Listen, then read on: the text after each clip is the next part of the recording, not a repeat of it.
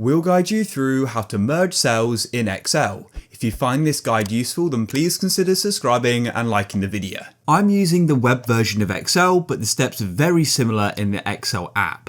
So all you need to do is decide where you want to go and freeze the columns and rows from. So in this case, I want to go and freeze all of these above it because I want to go and be able to go and see this top information, but scroll through the data.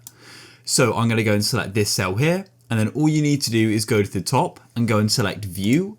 And in View, you need to locate Freeze Panes, which is this option here. I believe in the Excel app it's further along. Go and click on it. And then what you want to do is either go and click on Freeze at Selection like I have here, or just Freeze Panes. And that'll then go and freeze the cells. So I'll then click on Freeze at Selection like so. You'll go and see this line appear. And as you can see, when I scroll, those cells above the one I selected are now frozen. It's that simple.